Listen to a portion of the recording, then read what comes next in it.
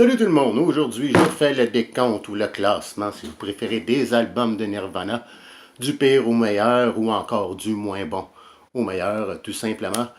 Nirvana a été formé en 1987, et ils ont sorti quelques singles et avant de sortir le premier album de Bleach qui est sorti en 1989.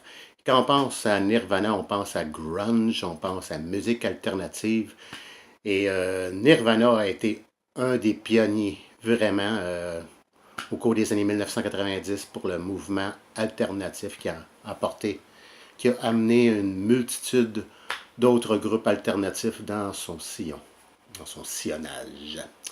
Euh, Nirvana a réalisé en réalité officiellement 3 albums studio qui sont Bleach, Nevermind et In Utero.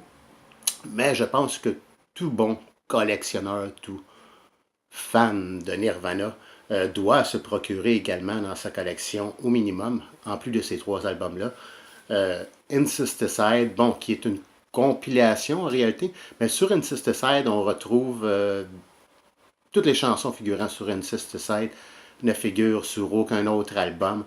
On a une version différente d'une chanson qui avait paru sur Nevermind ou In Utero. Je ne suis pas certain, mais pour ce qui est du reste de l'album, ce sont toutes des chansons qui paraissent là pour la première fois.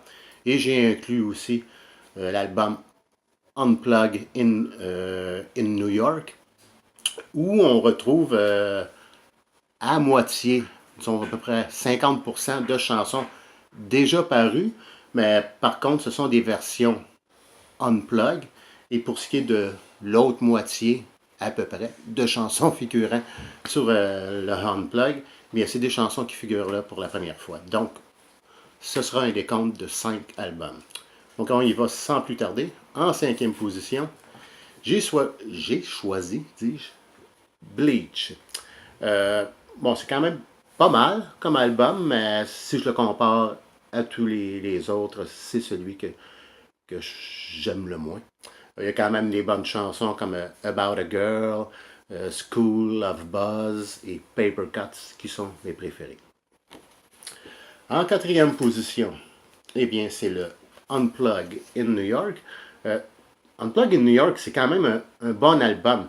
Si je la place en 4e position, bon, c'est que justement, la moitié des chansons, plus ou moins, ont déjà figuré sur d'autres albums, même si ici, on a droit à des versions acoustiques, des versions unplugged qui sont un peu différentes.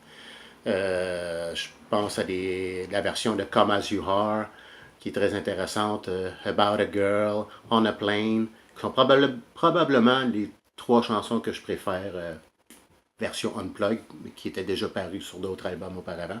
Et pour ce qui est des nouvelles chansons figurant sur cet album-là, j'aime bien Plateau, Lake of Fire,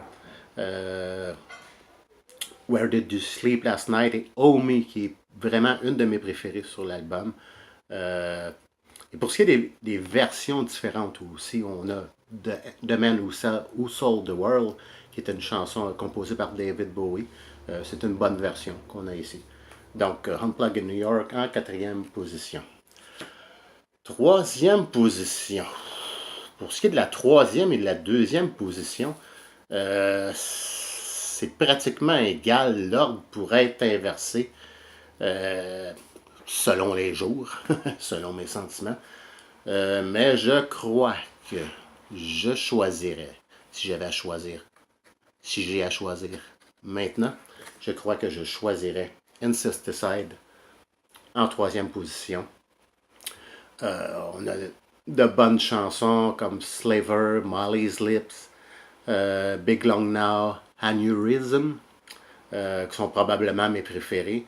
J'aime bien Dive aussi, Being a Son, Son of a Gun, c'est pas mauvais. Donc, bon album. Incesticide en 3e position. En 2e position, In Utero. C'est un album au son beaucoup plus cru comparé à Nevermind, qui était l'album qui précédait celui-là. La production est un peu plus crue, je pourrais dire, en fait de son.